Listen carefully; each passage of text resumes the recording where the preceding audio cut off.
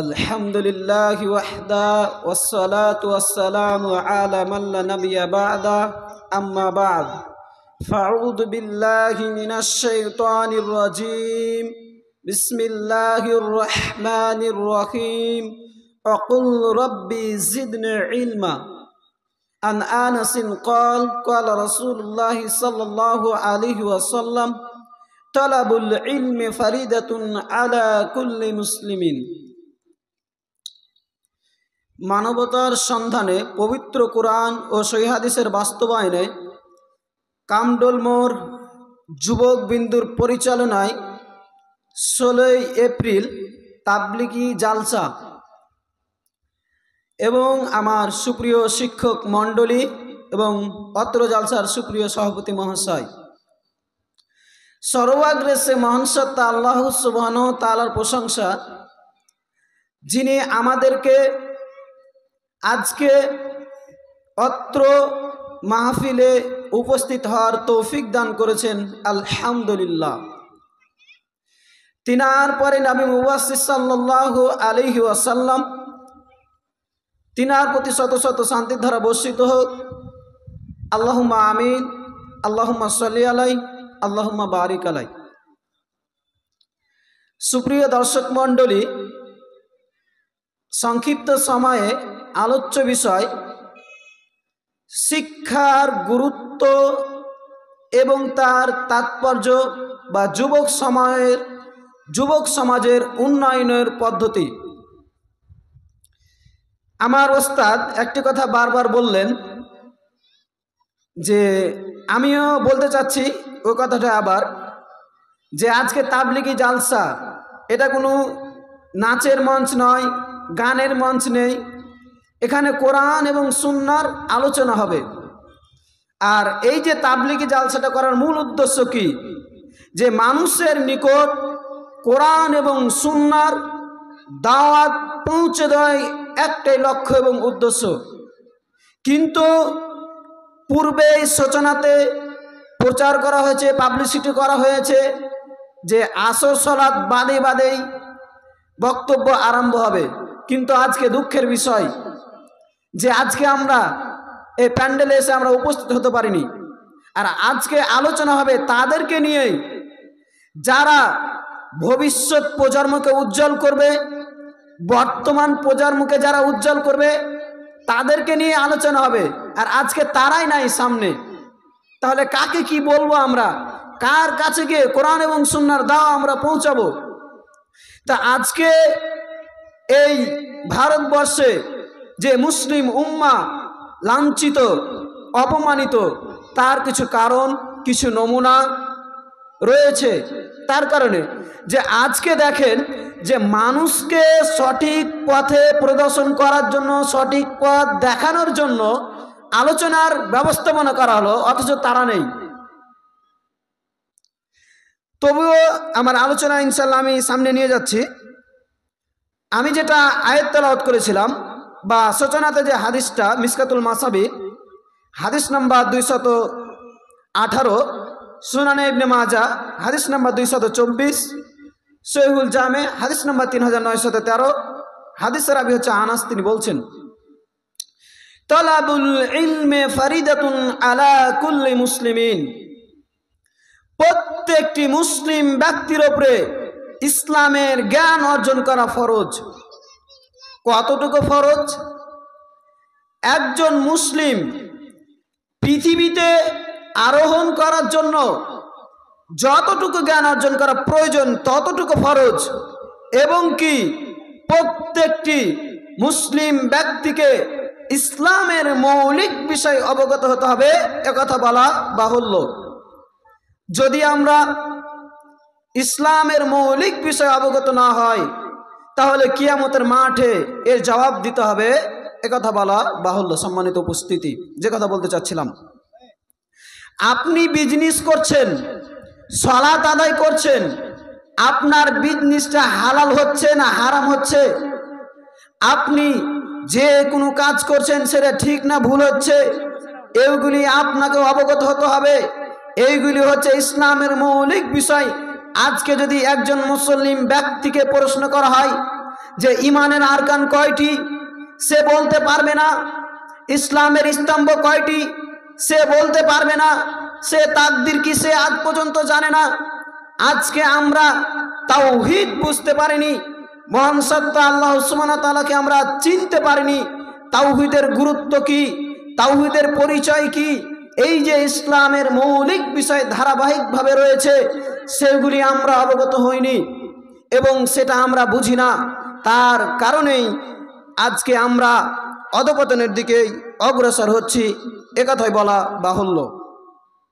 তাহলে যে মাত্র হাদিস থেকে আমরা যেটা বুঝতে পারলাম যে আমাদেরকে ইসলামের মৌলিক বিষয় অবগত হতে হবে।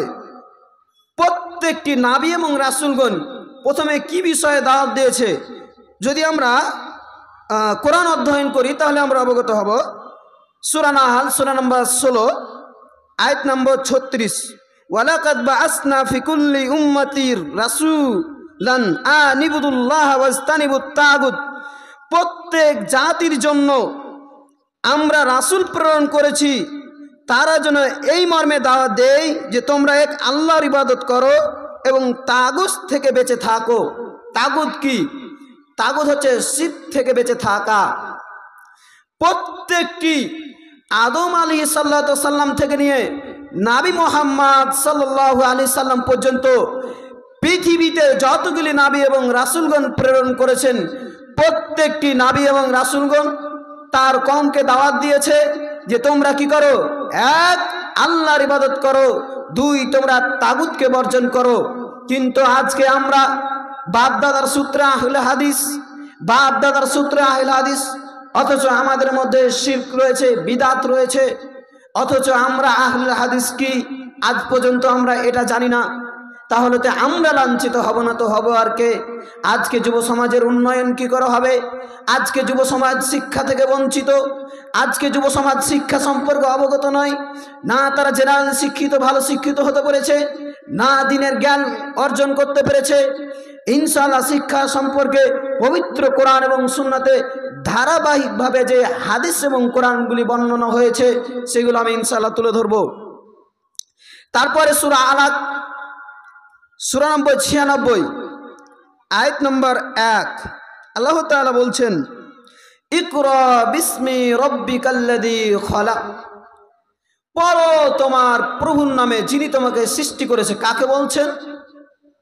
স্বয়ং মুহাম্মদ সাল্লাল্লাহু আলাইহি সাল্লামকে ওহীর মাধ্যমে প্রেরণ করে বলছে যে হে নবী মুহাম্মদ তুমি পড়ো তোমার প্রভুর নামে যিনি তোমাকে সৃষ্টি করেছে। তাহলে পবিত্র কোরআন প্রথমে আমাদেরকে সালাতের উপদেশ দেয়নি, সিয়ামের উপদেশ দেয়নি, প্রথমত আমাদেরকে পড়তে বলেছেন, আমাদেরকে জানতে বলেছেন কোরআনের মধ্যে কি। আজ কিন্তু মুসলমানেরা কোরআন কি নিজেও জানে না। আজকে কোরআনের মধ্যে কি রয়েছে আজকে তারা জানে না, কোরআন কি বলেছে আজকে জানে না। যুবক তুমি শোনো, তোমার হাতে 30,000 টাকার একটা অ্যান্ড্রয়েড ফোন রয়েছে, অথচ তোমার বাড়িতে একটা বাংলা তর্জমা কোরআন নাই। যুবক তোমার বাড়িতে টিভি রয়েছে কিন্তু তোমার বাড়িতে একটা তাফসিরে আহসানুল বায়ান নেই। তাহলে তুমি জাতির কি উপকার করবে? এরাই ভবিষ্যৎ প্রজার মুখে ধ্বংস করেছে, বর্তমান প্রজার মুখে ধ্বংস করেছে। এরা জাতির কি উন্নয়ন করবে? আগে তো তাদের উন্নয়ন করতে হবে, তাদের স্থান পরিবর্তন করতে হবে, কিন্তু না, তারা আজকে করেনি। যে কথা বলতে যাচ্ছিলাম, আজকে যুব সমাজ ধোকার মধ্যে রয়েছে। ফেসবুকে সময় নষ্ট, ইউটিউবে সময় নষ্ট, ইনস্টাগ্রামে সময় নষ্ট, আজকে আমরা হোয়াটসঅ্যাপে সময় নষ্ট, মেসেঞ্জারে চ্যাট করতে করতে সময় নষ্ট করতে করতে করতে এমন পর্যায়ে এসে পৌঁছেছি যে আজকে আমরা নিজের ধর্ম সম্পর্কে অবগত নই। আজকে আমরা নিজের ধর্ম সম্পর্কে অবগত নয়। আজকে যুব সমাজের অধপতনের কারণ আজকে আমরা এই যে অত্র আলোচ্য বিষয়গুলি আমরা অবগত হলাম না।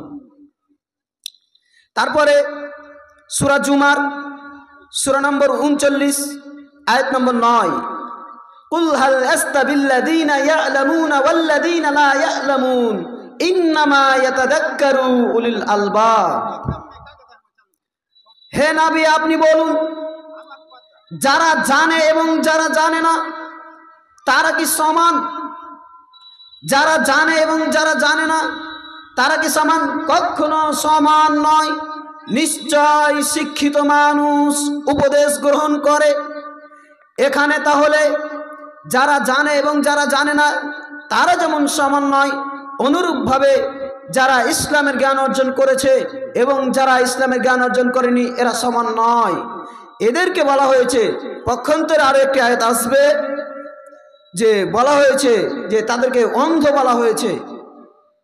একজন ব্যক্তি অন্ধকার আলো যেমন সমান হতে পারে না, ঠিক তেমনি একজন শিক্ষিত ব্যক্তি অশিক্ষিত ব্যক্তি সমান হতে পারে না। আজকে যুবক ইসলাম সম্পর্কে অবগত নয়, আর নিশ্চয় শিক্ষিত মানুষ উপদেশ গ্রহণ করে। অত্র আয়াতে ইমাম ইবনে কাসির রাহিমাহুল্লাহ এর ব্যাখ্যা করেছে, যেখানে দুইটা ব্যাখ্যা নিয়েছে।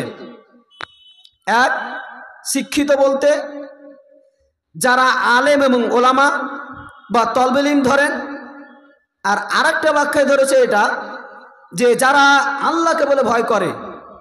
তা আপনি দুইটাই যদি ধরেন, তো যারা আল্লাহকে বলে ভয় করে না এরা কি কখনো শিক্ষিত হতে পারে? ওই যে ওই ছেলেটা উচ্চ মাধ্যমিক পাস, অথচ ওই ছেলের প্যান্টটা টাকনুর নিচে, অথচ ওর 22-30 বছর এখনো সালাত আদায় করে না, ও কি করে শিক্ষিত হতে পারে? তো এখানে দুইটাই ধরে নেন, যে যারা আল্লাহকে বলে ভয় করে এবং যারা শিক্ষা অর্জন করে। এবার আরেকটা হাদিস, রাসূল সাল্লাল্লাহু আলাইহি ওয়াসাল্লাম বলেছেন, যদি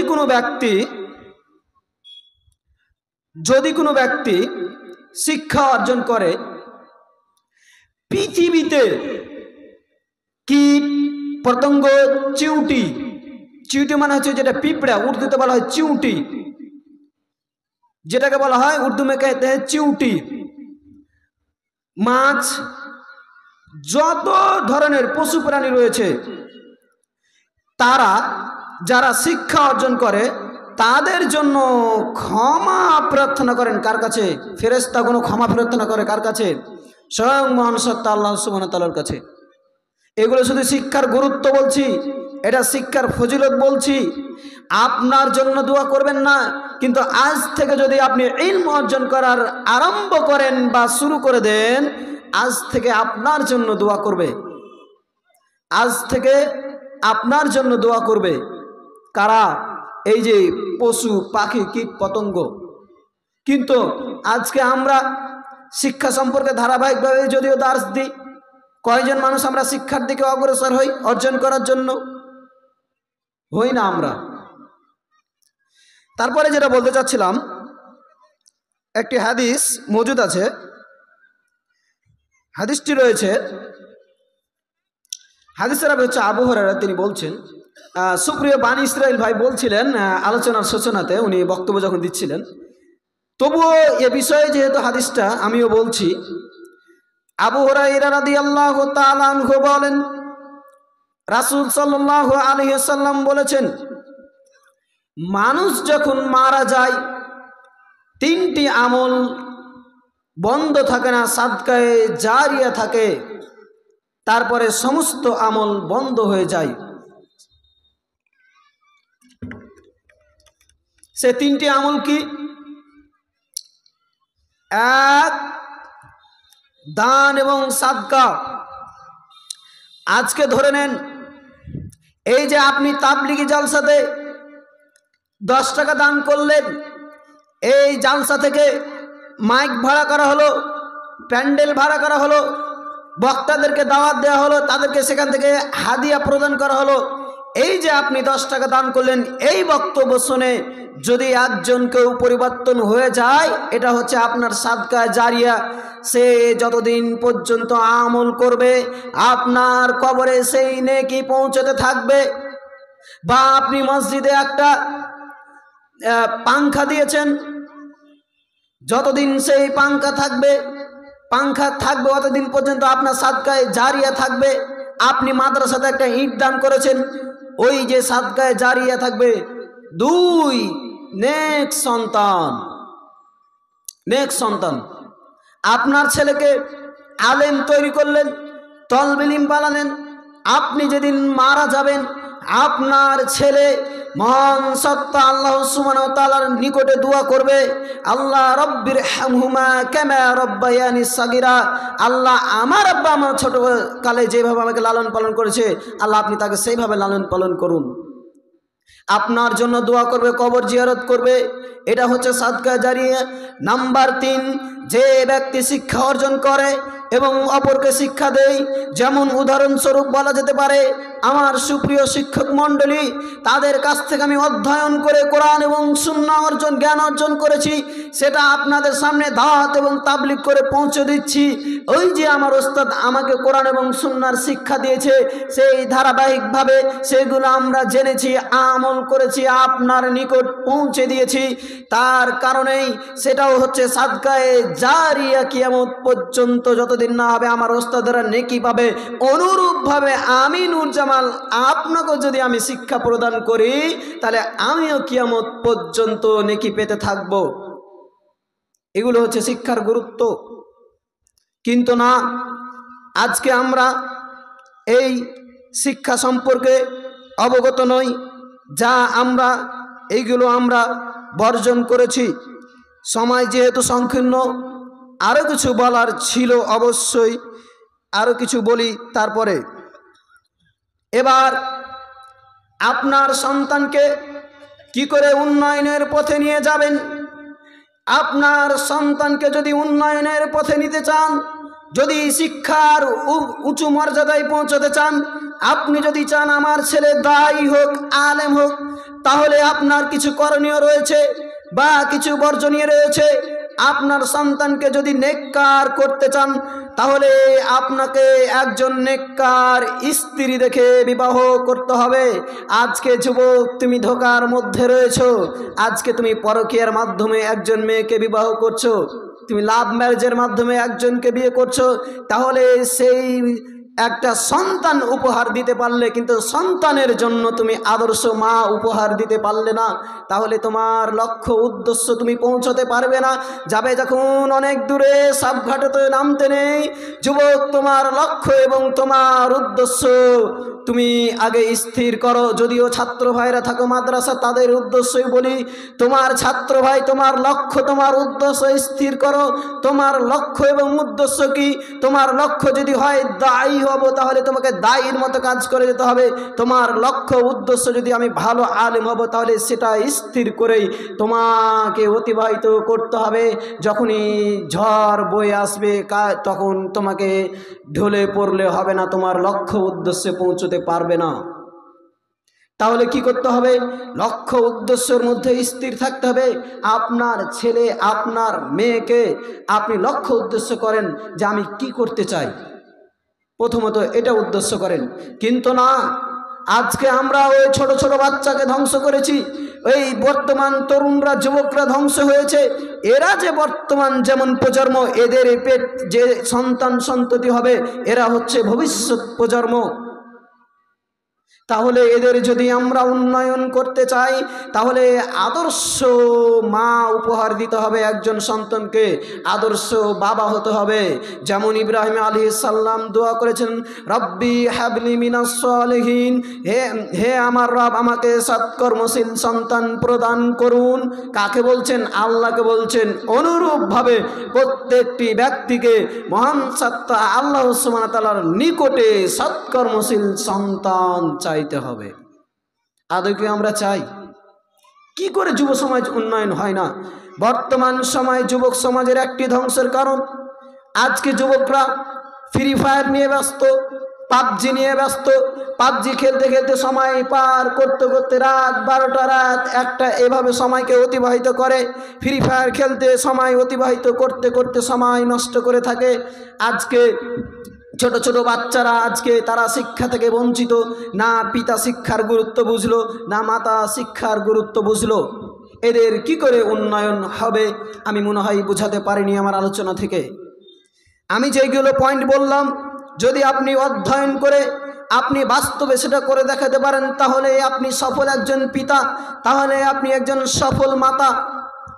যদি আপনি আমলে বাস্তবায়ন করে দেখাতে পারেন, কিন্তু না, আমরা বাস্তবায়ন করতে পারিনি, তাহলে প্রত্যেকটি সন্তানের পিতা এবং মাতাকে বলতে চাই, আপনার ছেলে মেয়ে যদি পথভ্রষ্ট হয়ে যায় দায়ী হচ্ছেন আপনি, তবে এক একজন ব্যতিক্রম পথভ্রষ্ট হতে পারে। যেমন আমরা পূর্বে দেখেছি নূহ আলাইহিস সালামের ছেলে কেনান, আমরা সেটা দেখেছি। তাহলে ওস্তাদ ছেড়ে দেবো দেখি।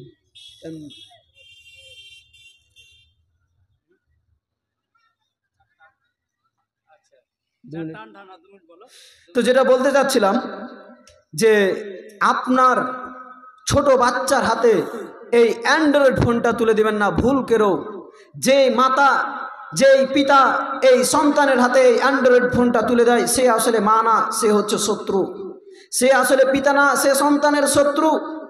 সে তার সন্তানের উন্নয়ন চায় না। আজকে পুরো মুসলিম উম্মাহ আজকে ভারতবর্ষে অকপট সম্পত্তি নিয়ে লাঞ্ছিত অপমানিত। কেননা আমরা লাঞ্ছিত অপমানিত? আজকে আমরা শিক্ষা থেকে বঞ্চিত হয়েছি।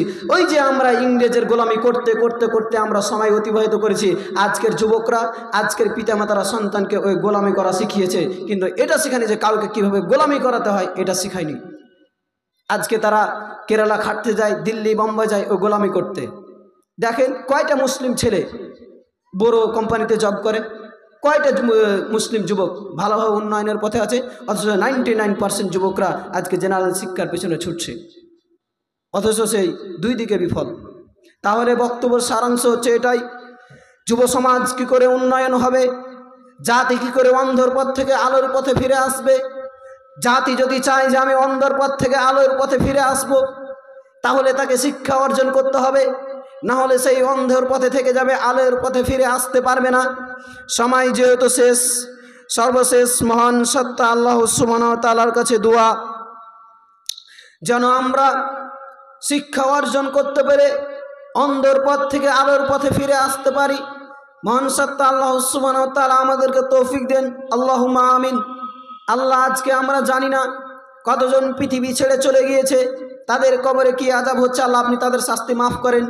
এবং আমার সুপ্রিয় শিক্ষক মণ্ডলীকে যেন মহান সত্তা আল্লাহ সুবহানাহু ওয়া তাআলা হেফাজত করেন, এবং আমাদের শিক্ষকদের বা ওস্তাদের কাছ থেকে দোয়ার কামনা রইল। আজকের এখান থেকেই আলোচনা সমাপ্ত করলাম। আসসালামু আলাইকুম ওয়া রাহমাতুল্লাহ।